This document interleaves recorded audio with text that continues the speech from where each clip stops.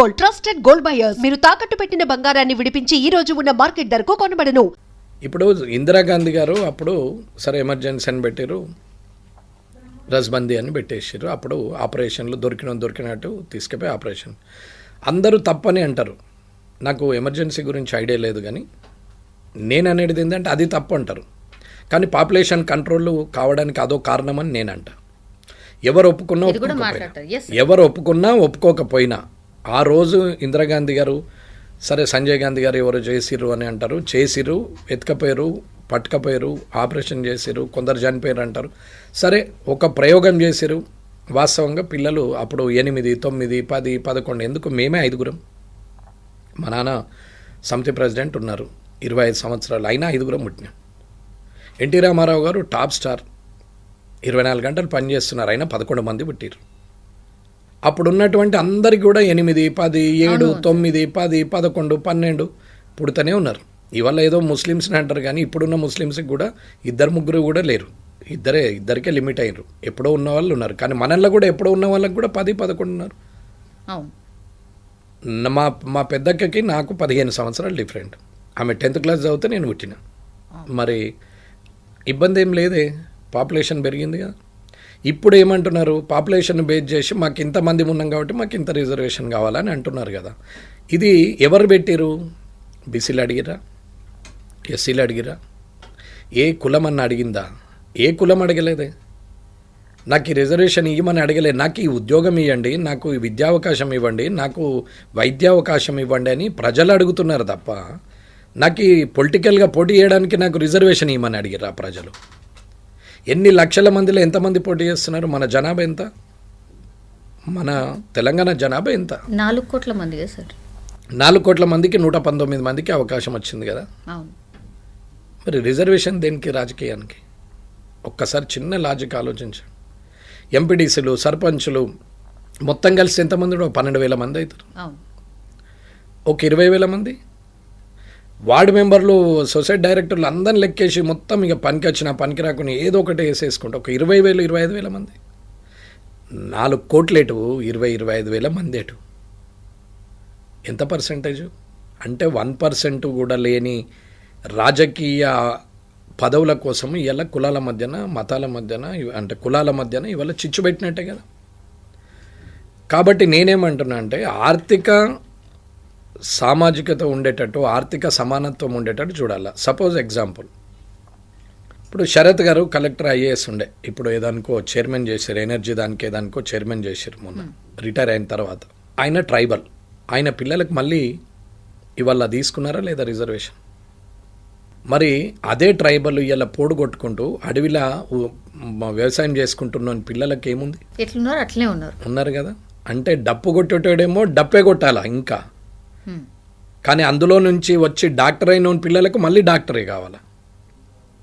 Reservation ఎవరికి కావాలా? డబ్బు లేనోడికి రిజర్వేషన్ కావాలా? ఉన్నోడు ఆల్రెడీ నీకు రిజర్వేషన్లో వచ్చింది, రిజర్వేషన్ అయింది, రిజర్వేషన్లో వచ్చినావు, మళ్ళీ నీ పిల్లలకి రిజర్వేషన్. నువ్వు డబ్బు సంపాదిస్తేవి, నువ్వు ఆర్థికంగా స్తోమత అయింది, నువ్వు తాండా మర్చిపోతివి, హైదరాబాద్ గచ్చిబౌలి ఉంటివి, ఫైనాన్షియల్ డిస్ట్రిక్ట్లో కొంటివి. ఇవాళ నీ పిల్లల్ని మళ్ళీ ఎవరికి ఇస్తున్నావు? తాండాలో ఉన్నోళ్ళకి ఇస్తున్నావా, హైదరాబాద్లో ఉన్నోళ్ళకి ఇస్తున్నావా? ఏమన్నంటే మతం లేదు, కులం లేదు, కులరహిత సమాజం అని చెప్పి టీవీలలో ఇస్తారు కాబట్టి ఇంటర్ క్యాస్ట్లకు ఎంకరేజ్ చేస్తున్నావు. మరి ఆయనకి ఎందుకు వర్తించాలా? ఆ ట్రైబల్కి ఎందుకు వర్తించదు? ఈ డప్పు కొట్టేటో ఆయనకి ఎందుకు వర్తించదు? ఈ డాక్టర్ అయిన వాళ్ళకి ఎందుకు వర్తించాలా అనేది నా వాదన. నేను రెడ్డిలనే మాట్లాడలే, ఓసీలు, అదర్ క్యాస్ట్. ఇప్పుడు ఇంకో వాదన కూడా అంటున్నారు, మీరు ఏమన్నా మాట్లాడతారు, మీరు రెడ్డి కదా, మీకు మస్తు ఉంటుంది, ఎంతో కొంత ఉంటుంది కాబట్టి మీరు ఏమన్నా మాట్లాడతారు, అన్ని లాజిక్లు తీసుకొస్తారు అనేది కూడా. నేను ఏది మాట్లాడట్లేదమ్మా, నిజమే మాట్లాడుతున్నా. నాకు రిజర్వేషన్ అవసరం లేదు, నాకు అసలు రేషన్ కార్డే లేదు. నేను నా బండి మీద నేను ఎమ్మెల్యే టికెట్ మీద కూడా టోల్ గేట్ దాటను, నేను ఫాస్టాగ్ మీదనే దాడతా. అన్నిటికన్నా ముఖ్య విషయము, నేను ఇప్పటికీ గవర్నమెంట్ నుంచి పిఎన్ తీసుకోలేదు. ఎమ్మెల్యేగా నేనే నా ఫోన్లో మాట్లాడుకుంటా, నేనే ప్రజలతో మాట్లాడతా. నాతో ఆఫీస్లో పనిచేసే వాళ్ళు, నా team members free of cost అని చేస్తారు వాళ్ళు. ఎవరికి జీతాలు లేవు. ఎక్కడ జయం కావాలంటే కలెక్టర్ గారిని అడగచ్చు, కామారెడ్డి కలెక్టర్ని అడగచ్చు, వెంకటరమణారెడ్డి గారికి గవర్నమెంట్ పిఏ ఉన్నారా అని అడగచ్చు. ఎందుకు తీసుకోలేదమ్మా 24 నెలల నుంచి ఒక గవర్నమెంట్ పిఏను? ₹1,00,000 జీతం ఉంటుంది ఆయనకి. ఎందుకు తీసుకోలేదు సార్? 24 లక్షల రూపాయలు అవుతుండే ఇప్పటికి జీతం. ఆయనకు ప్రజలకు పని చేయాలా, నాకు పని చేయాలా? ఏం చేస్తారమ్మా? వీళ్ళు వచ్చి నా ఫైళ్ళు పట్టుకుంటారు, నా టవాల్ పట్టుకుంటారు, నాకు నీళ్ళ బాటిల్ పట్టుకుంటారు, చెమటేస్తే వెంటనే టిష్యూ ఇస్తారు, తుడుచుకోవాలి మనం. వీడికి చేయలేవా ఎమ్మెల్యేకు? ఇప్పుకొని తాగరాదా? అంటే నీ ఫైల్ నువ్వు పట్టుకొని రాదా? అసలు వాళ్ళ పని ఏంది సార్? వాళ్ళ పని ఏముంది? అఫీషియల్గా కోఆర్డినేషన్, ఎమ్మెల్యేకు ప్రజలకు అధికారులకు మధ్యన కోఆర్డినేషన్ చేయాల్సింది పిఏలు. ఓకే, పిఏలు, ఓఎస్డీలు, పిఎస్లు, వాట్ ఎవర్ ఇట్ ఈస్. ఎవరైనా సరే ఓ రేంజ్ మంత్రుల దగ్గరికి వచ్చేసరికి ఓఎస్డీలు ఉంటారు, ఎమ్మెల్యేలకు వచ్చే పిఏపిఎస్లు ఉంటారు, పెట్టుకోవచ్చు. ఒక్కొక్క ఎమ్మెల్యేకి 2 పెట్టుకున్న సందర్భాలు చూపెడతా నేను. ఏం అవసరమమ్మా? వాళ్ళ చేతిలో ఫైల్ ఉంటుంది, ఎవరన్నా రాగానే ఆ పిఏకి ఇచ్చే అంటారు. నువ్వు వినవు, పిఏ మాట్లాడతాడు. పిఏ రిసీవింగ్ ఏముంటుంది? కొడుకు వచ్చి తండ్రికి కష్టం చెప్పుకుంటే తండ్రికి అర్థమవుతుంది, పాలోనికి అర్థం కాదు. కొడుకు వచ్చి కష్టం చెప్పుకుంటే తండ్రికి అర్థమవుతుంది, పాలోనికి అర్థం కాదు. భార్య వచ్చి భర్తకు చెప్పుకున్నా, భర్త పోయి భార్యకు చెప్పుకున్నా వాళ్ళకి అర్థమవుతుంది, పక్కింట్లో వాళ్ళకి అర్థం కాదు. కానీ ఇక్కడ ఏం జరుగుతున్నది? ఈయన ఆయనకు చేయమంటాడు, ప్రజలు వస్తే పిఏకు చెప్పండి, పిఏ రాసుకుంటాడు. పిఏ చెప్తే నీకు నెత్తికెక్కుతుంది, పిఏ చెప్పకపోతే ఊరుకుంటాడు. పిఏ మంచోడంటే మంచోడు అనిపిస్తుంది, పిఏ చెడ్డోడంటే చెడ్డోడు అనిపిస్తుంది. కారణం ఏంటంటే భార్య స్థానంలో ఆ పిఏ ఉంటాడు 24 గంటలు. భార్య ఏది చెప్తే అదే రైట్ అనుకుంటారు, భర్త ఏది చెప్తే అదే రైట్ అనుకునే భార్య ఎట్లుంటుందో, భార్య చెప్తే భర్త ఎట్లా అనుకుంటాడో అట్లనే ఒక లీడర్కు పిఏ అట్లా అంట. పిఏ అంటే నథింగ్ బట్ వైఫ్.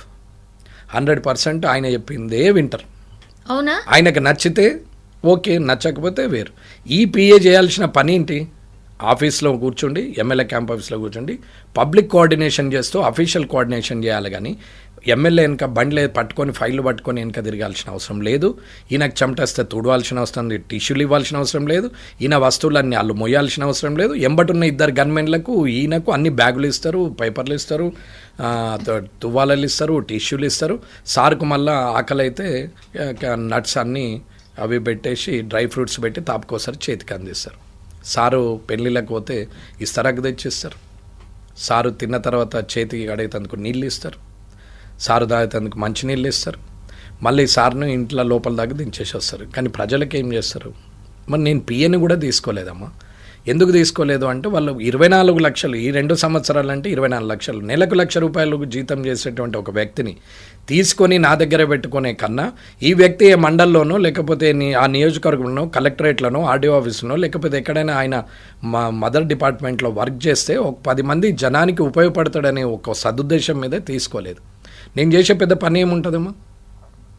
సబ్జెక్ట్ నేర్చుకోవాలని ఇంట్రెస్ట్ ఉన్నప్పుడు అన్నీ నేర్చుకోవచ్చు. కానీ ఎందుకులే నేను చదువుడు, పరీక్ష నేను రాస్తా, కానీ చదివేది మాత్రం మా పిఏ అంటారు లీడర్లు.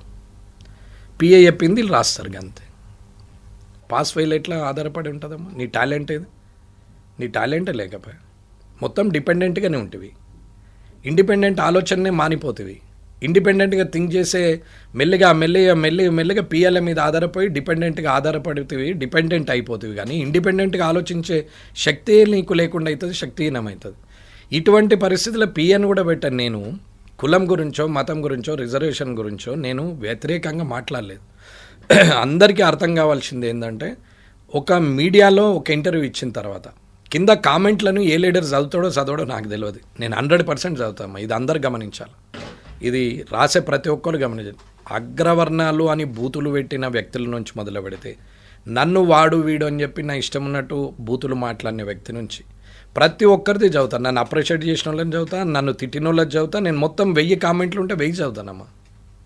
నేను క్లియర్గా స్క్రోల్ చేస్తూ ఉంటాను. ఒక్క రోజుతో బంద్ చేయను. మళ్ళీ అది నెల రోజులు నడుస్తూ ఉంటే ఆ నెల రోజుల్లో 1000, 1200 కావచ్చు, 1200, 2000 కావచ్చు, 2000, 3000 కామెంట్లు కావచ్చు. ఎక్కడి వరకు చదివినా అక్కడి నుంచి మళ్ళీ చూసుకుంటా. ఎక్కడైతే ఆ కామెంట్లో నిజంగా నేను మాట్లాడిన దాంట్లో తప్పు పోయింది అని అనుకున్నప్పుడు అవి పాయింట్ చేసుకుంటాను, నేను నోట్ చేసుకుంటాను. Okay, నోట్ చేసుకొని అది మళ్ళీ తప్పు జరగద్దు అనేది నేను ఆలోచిస్తాం. కానీ నేను మాట్లాడే ముందే 99% ఎక్కడ తప్పు దొరలకుండా పొల్లు పోకుండానే నేను ఆలోచించుకొని మాట్లాడతాను. నేను ఒక్కసారి నా నోటి నుంచి బయటకు వస్తే తప్పు జరిగితే వెంటనే సరిదిద్దుకొని తప్పైందని చెప్పగలిగే వ్యక్తినే తప్ప తప్పును కూడా నిజం చేయాలనే ఆలోచన ఉన్న వ్యక్తిని కాదు. ఇది అందరూ గమనించాలి. ఈ పెట్టే వాళ్ళు కూడా వాళ్ళు ఎవరన్నా అడ్వర్స్గా పెడితే కూడా వాళ్ళు ఎక్కడా అని కూడా చూస్తాను నేను.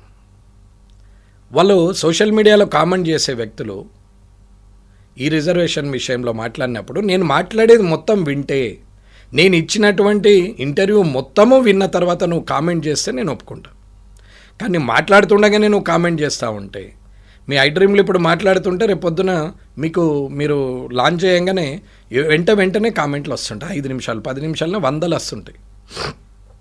ఏదైనా రావచ్చు, వద్దని నేను అంటలే, వాళ్ళ ఇష్టం, అది వాళ్ళ తెలివి, వాళ్ళ జ్ఞానానికే నేను వదిలేస్తున్నా.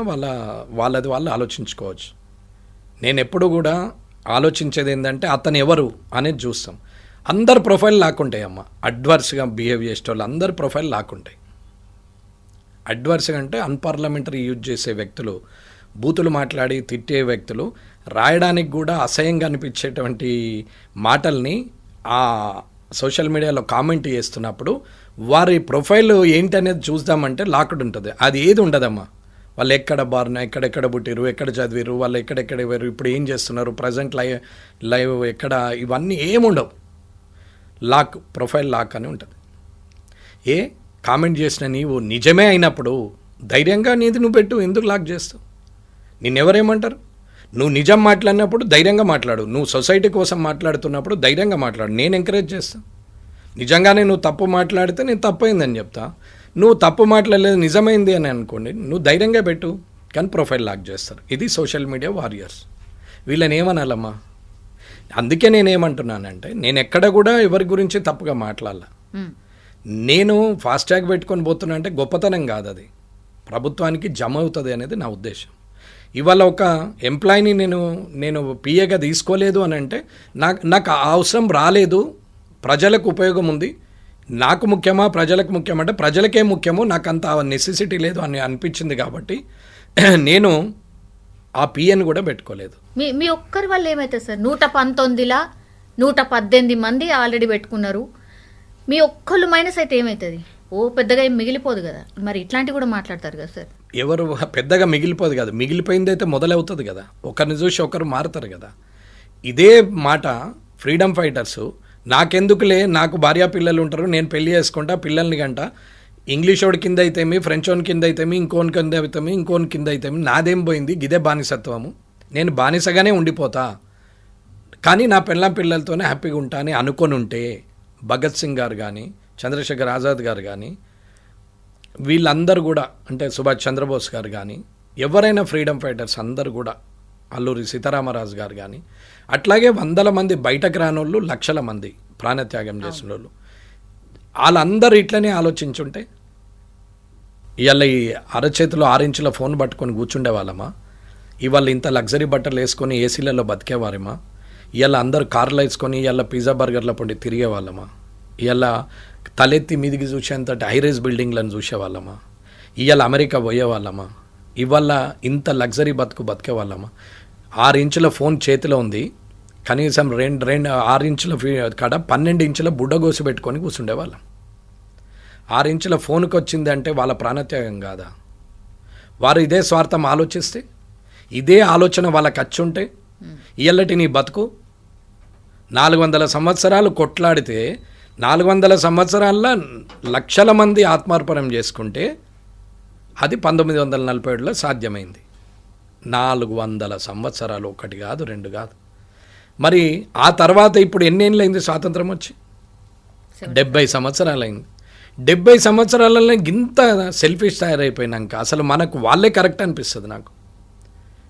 ఇవాళ మనము 400 సంవత్సరాలు కష్టపడి ప్రాణాలు పూడగొట్టుకొని కుటుంబాలను త్యాగం చేసి ఇంట్లోలను వదిలేసి ఇంగ్లీష్ వాళ్ళతో కొట్లాడి అందరు చనిపోంగా కొట్లాడుతూ పుడుతున్నారు, చస్తున్నారు. అన్ని 100 సంవత్సరాలు అయితే బతకరు కదమ్మా. 60, 70, 80 ఏళ్ళు బతుండొచ్చు. అట్లా కనీసం 8 తరాలు పోతేనే కదా అట్లా లక్షల మంది చనిపోతేనే కదా 1947లో వచ్చింది. అవును. మరి ఆ 47లో వచ్చినటువంటి స్వాతంత్రము 70 సంవత్సరాలని ఇంత స్వాతంత్రము వచ్చిన తర్వాత ఇంత స్వార్థంగా తయారైపోయిన జనం ఎవరన్నా ఆలోచిస్తున్నారమ్మా? ఎందుకు ఆలోచించారు లీడర్లు? ఎందుకు ఆలోచించారు ఈ వ్యవస్థను నడుపుతున్నటువంటి వ్యక్తులు? ఏ వ్యవస్థ మీదనైతే బానిసత్వం అనుకొని ఆ వ్యవస్థను మనకద్దు అనుకొని కొట్లాడి ప్రాణత్యాగం చేస్తే స్వాతంత్రం వచ్చింది. ఏ స్వాతంత్రంలోనైతే రాజ్యాంగం రచించిన అంబేద్కర్ గారి దృష్టిలో ఒక్కటే ఆలోచిస్తున్నారు కానీ మిగతా ఎందుకని అంబేద్కర్ గారు చెప్పినవి 100, కానీ మనం పట్టుకుంది 1-2. కానీ అంబేద్కర్ గారు మిగతా మాట్లాడినవి పట్టించుకోరే, ఎలిమినేషన్ ప్రాసెస్ చేయరే. ఏ వ్యవస్థ బానిసత్వం చేస్తుందని అనుకుంటే అది పరాయి దేశం. ఇవాళ మన దేశంలో మన వాళ్ళే మన వ్యవస్థలో మనల్ని బానిసలుగా చేస్తున్నారు. ఇది అర్థం చేసుకోమని చెప్తున్నారు. ఎవరికి అనుగుణంగా వాళ్ళు మార్చుకుంటా పోతున్నారు అది తప్పు కదా. Simple as that sir. రాజ్యాంగం మార్చాలని అంటే రాజ్యాంగంలో ఉన్న లొసుగులల్లా ఇష్టం ఉన్నట్టు జీవోలు తీసుకుంటూ అమెండ్మెంట్ చేస్తూ యాక్ట్లు మారుస్తూ అంతే. ఇష్టం ఉన్నట్టు చేస్తున్నారు. హెడ్లైన్ మాత్రం అదే, ఆంధ్రజ్యోతి అని ఉంటుంది, ఈనాడు అని ఉంటుంది, అంతే, ఐ డ్రీమ్ అని ఉంటుంది. హెడ్లైన్ అదే, అది బాగానే ఉంది. కింది అన్నీ మారుతున్నాయి. ఎవరు ఇష్టం వచ్చినప్పుడు ఎడిటర్ మారినా కొద్దీ కింది మారుతాయి, ఎడిటర్ మారినా కొద్దీ కింది అన్నీ మారుతాయి. మరి దానికి రూల్స్ అండ్ రెగ్యులేషన్ లేదా? జర్నలిజానికి ఒకటి ఉంది కదా రూల్ అండ్ రెగ్యులేషన్. అవన్నీ ఓవర్కమ్ చేసి రాస్తలేరా? విత్ ఇన్ ద రూల్లో ఫ్రేమ్ చేస్తున్నారా? ఎవరు బాధ్యతగా ఉన్నారు? Bureaucrat, politician, media. Responsible fields అన్నీ కూడా పొల్యూట్ అయినాక జనం మీద పేరెత్తితే ఎట్లా? ఇవాళ వాళ్ళని నేను ఎప్పుడు కూడా తప్పు ఇది అని అనలేదు, సింపుల్గా చెప్తాం. ఇప్పుడు నేను పేర్లు తీసుకొని చెప్తా. ఫస్ట్ నా నుంచి మొదలు పెడదాం. ఇప్పుడు మా అన్న ఉన్నాడు ఈటల రాజేందర్, మా జమునక్క రెడ్డే కదా, రైట్? దామోదర రాజనరసింహ గారు ఉన్నారు. ఆమె మా ఊరు పక్కనే మాకు రిలేటివ్ కూడా అవుతారు, జక్రాన్పల్లి, రెడ్డే కదా. బట్టి విక్రమార్క గారు ఉన్నారు. ఎవరు? గుజరాతే కదా. నెక్స్ట్ మన వివేక్ వెంకటస్వామి గారు ఉన్నారు, బ్రాహ్మణే కదా. అవునా? మరి ఎక్కడమ్మా ఇక్కడ తేడా ఎందుకు వస్తుంది? వాళ్ళ కాపురాలు బాగానే ఉన్నాయి కదా, కలిసే ఉంటున్నారు కదా, పిల్లలు పుట్టారు కదా. మరి రిజర్వేషన్స్ ఏవి అవైలమెంట్ అవుతున్నాయి నాకు చెప్పండి. ఓసీ అవుతుందా, బీసీ అవుతుందా, ఎస్సీ అవుతుందా చెప్పండి. ఇవాళ కలెక్టర్లు, ఐఏఎస్లు, ఐపీఎస్లు ఉన్నారు. వీళ్ళందరూ కూడా రిజర్వేషన్ ఏది అవైలమెంట్ చేస్తున్నారు? బీసీ అయితే బీసీ చేస్తున్నావు, ఎస్సీ అయితే ఎస్సీ చేస్తున్నావు, ఎస్టీ అయితే ఎస్టీ చేస్తున్నావు. కానీ నన్ను ఆర్థికంగా ఎదిగినా నేను రిజర్వేషన్ వాడడం వల్ల నా కులానికి నష్టం జరుగుతుంది. నేను రిజర్వేషన్ అవైలమెంట్ చేసుకోకపోతే నా కులంలో ఒక వ్యక్తికి అది ఉపయోగపడుతుంది అని ఒక చిన్న ఆలోచన కూడా మర్చిపోయి ఎంత డబ్బు సంపాదించినా, ఎంత ఆర్థిక స్తోమత వచ్చినా, ఎంత పెద్దగా ఎదిగినా అదే రిజర్వేషన్ ఎందుకు అవైలమెంట్ చేస్తున్నారు? ఐఏఎస్, ఐపీఎస్, పొలిటీషియన్స్, ఎంప్లాయీస్ ఎవరైనా కానీ ఆర్థికంగా ఎదిగిన తర్వాత ఎందుకు చేస్తున్నారు అని అడుగుతున్నాను. అంటే స్వచ్ఛందంగా వదులుకోవాలి కదా. నేను అదే చెప్తున్నా. నేను పిఎన్ తీసుకోలేదు, స్వచ్ఛందం అంతే. నేను ఫాస్ట్ ట్రాగ్లో పోతున్నా, నీతులు చెప్తున్నావు అని అంటారు కొందరు సోషల్ మీడియాలో. నేను నువ్వేమనుకున్నా నేను నా బాధ్యత అనుకుంటున్నా. నువ్వేమన్నా అనుకో, నన్ను మాటలు ఒక ఆయన పెట్టిండు మా కాన్స్టిట్యున్సీ అయినా ఒక టీచర్ పెట్టిండు, కొంగల వెంకట అని పెట్టిండు. నీ అంత నరకుడు ఒకటి నరకడని పెట్టిండు. నేను అనుకుంటే 2 నిమిషాలు, కానీ నేను పగలబట్ట తెలుసుకోలేదు. నేను మార్పు కోరుతున్నా, ఆలోచన విధానంలో మార్పు కోరుతున్నా. నేను మార్పు కోరుతున్నప్పుడు నేను మార్పు కోరుతున్నప్పుడు నేను డైవర్ట్ ఎందుకు కావాలా?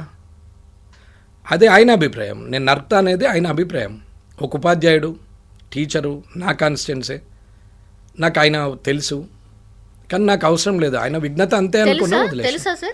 ఆయనకి ఇప్పుడు తెలుస్తుంది మీడియా ద్వారా, ఎందుకంటే నేను చదువుతా అనేది వాళ్ళకి తెలవాలని అంటున్నా. ఓకే. ఇప్పుడు ఒకైనా ఇట్లాగే చాలామంది పెట్టారు. సరే, ఇప్పుడు మరి ఇక్కడ వివేక్ గారు ఎవరు? దామోదర రాజనరసింహ గారు ఎవరు? బట్టి విక్రమార్క గారు ఎవరు? మరి వీళ్ళందరూ ఎవరు? ఎక్కడుంది ఫీలింగ్? మరి జస్ట్ క్రియేటింగ్ అంతే కదా. మరి ఎందుకు మాత్రమే తప్పించి ఏం లేదు. అంతే. 100% నీకు కష్టం వస్తే కులం అంటున్నావు, కులానికి కష్టం వస్తే నేను ఉన్నా అన్నావా? నీకు కష్టం వస్తే కులం పేరు తీసుకుంటున్నావు, కానీ కులానికి కష్టం వస్తే నువ్వు ఉన్నావా అని అడుగుతున్నాం. నేను ముదిరాజులు మున్నూరు కాపులు వేస్తే గెలిచినా అని గర్వంగా చెప్తా, బీసీలు వేస్తే గెలిచినా అని చెప్తున్నాం, క్లియర్గా చెప్తాం, ఏం ఇబ్బంది లేదు. ఫార్వర్డ్ క్లాస్ వాళ్ళు బాధపడ్డా, ఎస్సీ ఎస్టీలు బాధపడ్డా నాకేం ఇబ్బంది లేదు. వాళ్ళు చారానే వేస్తే వీళ్ళు బారానే వేసిరని చెప్తున్నాను. బీసీలు క్లియర్గా నేను కులాల వారిగా చెప్పగలుగుతాను. నాకు ఓటేసింది బూతులల్లో ఎవరెవరు ఉన్నారు, ఏ క్యాస్ట్లో ఉన్నారు నాకు ఐ నో వెరీ వెల్. నేను మొత్తం బూత్ వైజ్ ఏ కులంలో ఎన్ని ఓట్లు ఉన్నాయి అన్ని చూసుకున్న వ్యక్తిగా. అవును సార్, వాళ్ళ వాదన కూడా అదే కదా, మేము ఎక్కున్నాము, మేము వేస్తేనే గెలుస్తున్నాము అని వాళ్ళే చెప్తున్నారు కదా.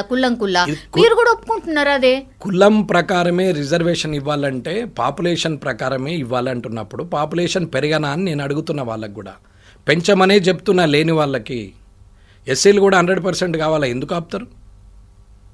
ఏ కులమైనా ఎందుకు ఆపుతుంది? పెంచండి, అందరు పెంచండి. మరి దాని ప్రకారం రిజర్వేషన్ మారుతుంది. రిజర్వేషన్ అయితే 100% కదా, 100,000 కాదు కదా. ఒకవేళ ఆ దేవుని దయతోనో లేకపోతే అది 100కే లిమిట్ అయింది ఉంది, కానీ అది గిట్ట 1000 కూడా చేసుకోవచ్చు అంటే రాజకీయ నాయకులు పెంచుదురు పర్సంటేజ్ 1000. అవుట్ ఆఫ్ 100 మీదనే క్యాల్కులేషన్ చేస్తున్నాం కాబట్టి ఆగిపోయినాం. అది అదృష్టం. లేకపోతే 1000 కూడా పెండి. రిజర్వేషన్స్ 100% ఉండాలని రూల్ ఏముంది? 1000% పెట్టచ్చు. చేయండి, అమెండ్మెంట్ చేయండి. మరి ఏం నేర్పుతున్నాం జనానికి? ఏం గొడవ పెడుతున్నాం జనం మధ్యన? కులాల పంచాయతీ మన దగ్గర అసలు లేకుండే సార్. అక్కడక్కడ వేరే చోట వినిపిస్తుండే కానీ మన పక్క తెలుగు రాష్ట్రాల్లో ఎక్కువ ఉంటుండే, కానీ ఇక్కడ అసలు మన దగ్గర కులాల పంచాయతీ ఆంధ్రాలో కూడా లేదనే చెప్తా నేను. ఎన్టీ రామారావు గారు వచ్చినాక ఫ్యాక్షనిజం బంద్ అయింది. ఫ్యాక్షనిజం బంద్ అయిన తర్వాత ఎవరి వ్యవసాయం ఎవరి కష్టం వాళ్ళతో బతకడం మొదలైంది. లీడర్లు కులాలను అప్పుడు పెంచి పోషించడం మొదలుపెట్టారు. ఎవ్వరు కూడా అక్కడ కూడా మీరు చూడండి, మన దగ్గరది ఆంధ్రది 2 ఎగ్జాంపుల్ చెప్తా. మన దగ్గర గ్రామాల్లో హిందూ ముస్లిం ఉంటారు, చిచ్చా కాకా మామ తాత అని మాట్లాడతారు. 100% ముస్లిమ్స్ వరుసలు పెట్టుకొని హిందువులు ముస్లిమ్స్ మాట్లాడతారు. అలాగే ఊర్లలో అలాంటి రిలేషన్ ఉన్నప్పుడు పట్టణంకి వచ్చేసరికి హిందూ ముస్లిం ఎందుకు అవుతుంది? ఎవరు నేర్పుతున్నారు ఇది? ఏమో మీ పార్టీ ఎక్కువ నేర్పుతుంది అని అంటారు కదా. పార్టీ గురించి మాట్లాడదాను, నేను వెంకటరమణారెడ్డిగానే మాట్లాడుతున్నాను. నా చేతిలో ఏం పువ్వు లేదు, నేనేం బీజేపీ అని మాట్లాడట్లేదు. నేను వ్యక్తిగానే మాట్లాడుతున్నా, ప్రతి ఇంటర్వ్యూ వ్యక్తిగానే ఇస్తున్నాను. నాకు ఈ సామాజిక స్పృహ ఉన్న వ్యక్తిగా నేను ప్రజలకు అర్థం కావాలనే నేను ఎవరు పిలిచినా వస్తున్నామ్మా. నాకేం షోక్తో కూడా కాదు, నాకు ఇంట్రెస్ట్ కూడా ఉండదు. కానీ ఇది ఇప్పుడు చెప్పకపోతే ఆలోచించే 5-10 మంది కూడా ఆలోచన లేకుండా అవుతారు. రెచ్చగొట్టే వందే ఇవాళ రాజ్యం అవుతుంది అని అంటున్నాం. పెద్ద పెద్ద మాటలు మాట్లాడుతున్నారు, అందరూ మాట్లాడుతున్నారు, తిడుతున్నారు, ఇష్టం ఉన్నట్టు మాట్లాడుతున్నారు. మాట్లాడినటువంటి వ్యక్తులు తన కులంలో ఎంతమందికి సాయం చేయొచ్చు, ఎంతమందికి బతికిచ్చినావు, ఎంతమందికి విద్యావకాశం ఇచ్చినావు, నీ పిల్లలలాగా నీ కులంలో ఉన్న లేని వాళ్ళ పిల్లల్ని కూడా చదివిస్తున్నావా? నీ పిల్లలకు కట్టే ఫీజు బదులు లేదా నీకు స్థాయి ఉంటే ఆ పిల్లల్ని చదివిస్తున్నావా? ఎందుకు కులం పేరు తీసుకొని మాట్లాడుతావు? నువ్వు రూపాయి పని చేయవు వాళ్ళకు, ఎందుకు కులం పేరు తీసుకొని మాట్లాడుతావు? కులం పేరు తీసుకునేటప్పుడు ఎప్పుడూ హక్కు ఉంటుంది. తండ్రికి సేవ చేస్తేనే ఆస్తి మీద హక్కు ఉంటుంది, తల్లిదండ్రులకు సేవ చేస్తేనే ఆస్తి మీద హక్కు ఉంటుంది. కానీ సేవ చేయంగానే ఆస్తి మీద హక్కు ఉంటుంది అనేది ఎట్లయితే మూర్ఖులు వాదిస్తున్నారో అదేలాగే ఇప్పుడు అయిపోతున్నావు. రిజర్వేషన్ అని మాట్లాడుతున్నావు, కానీ మరి నువ్వెంతమందికి సాయం చేస్తుంటావు? ఇప్పుడు మల్లన్న గారు ఉన్నారు, నాకేం వ్యతిరేకత లేదమ్మా ఆయన మీద. నేను అదే అడగబోతున్నా, ఈడబ్ల్యూఎస్ గురించి మాట్లాడతారు అమ్మా. అదర్ దెన్ 100 అది ఈడబ్ల్యూఎస్ అనేది 100లో కాదు. ఇది అందరు గుర్తించాలా. జీవో తీసుకోండి, ఈడబ్ల్యూఎస్ గూగుల్లో కొడితే వస్తుంది. అందులో ఏముందో చూడండి. 100 సీట్లు ఉన్నాయి, ఎవరి రిజర్వేషన్ వాళ్ళకు ఉండంగా 10 సీట్లు పెంచి ఈడబ్ల్యూఎస్ వాళ్ళకి ఇవ్వమన్నారు ఎడ్యుకేషన్లో. ఇది గమనించాల, ఉద్యోగంలో ఇది గమనించాల. అంతేగాని వీళ్ళకి చాలా మంది ఏమంటారు, వీళ్ళకెళ్ళే తీసి ఇచ్చేసారు అని అంటారు. ఏం మాట్లాడతారమ్మా? తెలుసుకొని మాట్లాడితే సంతోషం. నేనేమి ఈడబ్ల్యూఎస్కు సపోర్ట్గా మాట్లాడట్లేదు, కానీ తప్పుడు సమాచారం ప్రజలకు ఇవ్వద్దు అని చెప్తున్నా. గూగుల్లో, ఫోన్లో, యూట్యూబ్లో 190 చూస్తారు. అడ్డమైనలా చూస్తారు, పనికి మాసినలా చూస్తారు. అందులో ఒక చిన్న అంటే ఏమంటారు తప్పుడు మాటలు పెడితే అది ఒత్తి చూస్తారు. ఆ హీరోతో ఈ హీరోయిన్కు లింకా అని పెట్టంగానే కట్టుకుమని కొట్టి చూస్తారు. 100 వ్యూలు పోతుంటాయి, 1000 పోతుంటాయి. అందులో ఏమి ఉండదు, కానీ క్యూరియాసిటీ, చూసేవాని క్యూరియాసిటీ అంత నేరో నాలెడ్జ్ అయిపోయింది జనంకి. వీళ్ళు కనీసం మనలో ఏముంది ఏం పెట్టినావు అనేది కూడా చూడసే ఒప్పుకోలేదు. కానీ అదే మంచి మాట ఉంటే వినరు, స్క్రోల్ చేస్తారు, నూకేస్తారు, పైకి ఇట్లా ఇట్లా అంటారు, ఇట్లనే తలుగుతారు. అదే అయిపోయా. మరి మీరేం చేశారు? చేయాలి కదా. సరే నువ్వు మాట్లాడుతున్నావు, మరి నీవేం చేసినావు చెప్పరాదు? పార్టీ పెట్టిండు కదా సార్ వాళ్ళ కోసం, అందుకే నేనైనా పార్టీ పెట్టి చేయాలి కదా. అద్దంటలేము కదా, కొట్లాడని దూషించద్దు ఎదుటోళ్ళని. నువ్వు హిందుత్వం గురించి కొట్లాడుతున్నావు, హిందువుగా సంతోషం, కానీ ముస్లింను తిట్టద్దు అనేది నా ఆలోచన. ముస్లింను తిట్టే అధికారం నీకు లేదు. నీ హిందువుగా పొగుడుకోవడానికి నీకు అధికారం ఉంది, అది ఏ కులమైనా ఏ మతమైనా. బీజేపీ అన్నారు కాబట్టి ఈ సింబల్ మీద చెప్తున్నాను నేను.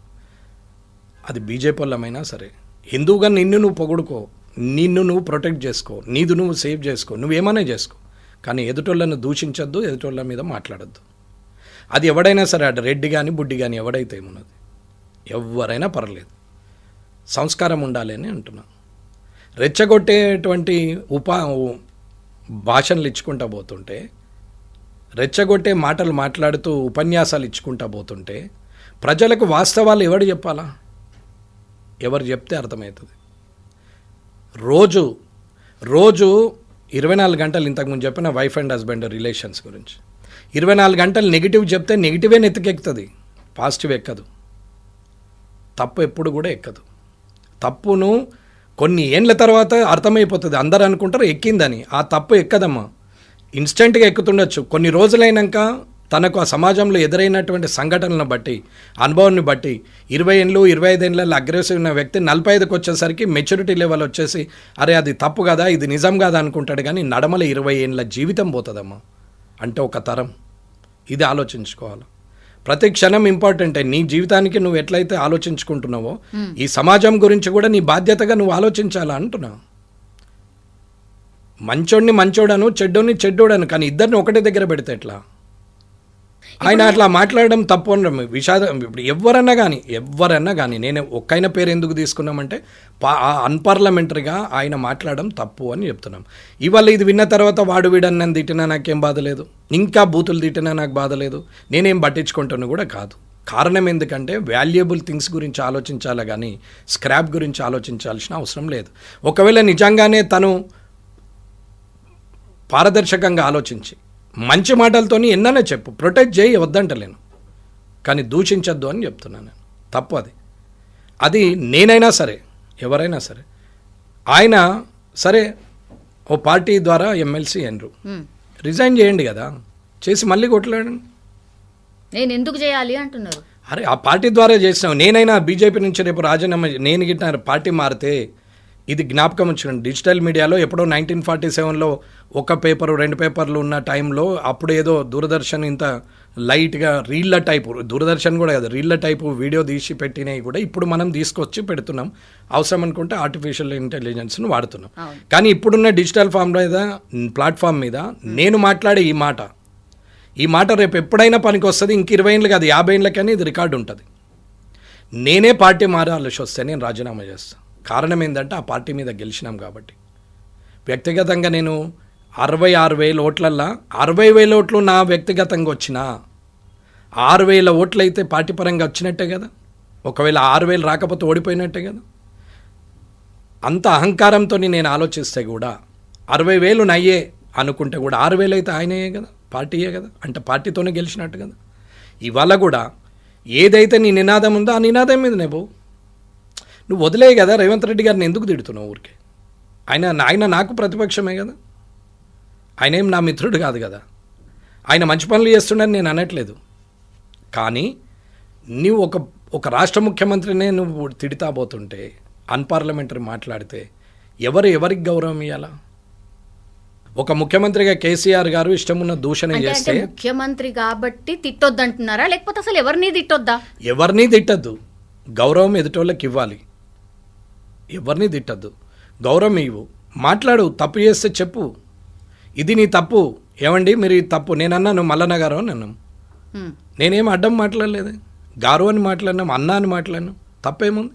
ఆయన మాత్రం అట్లా రెస్పాండ్ అవుతారని నేను నాకు అవసరం లేదు, ఆయన ఎట్లా రెస్పాండ్ అయినా నేను దాని గురించి పట్టించుకునేవాడిని కాదు.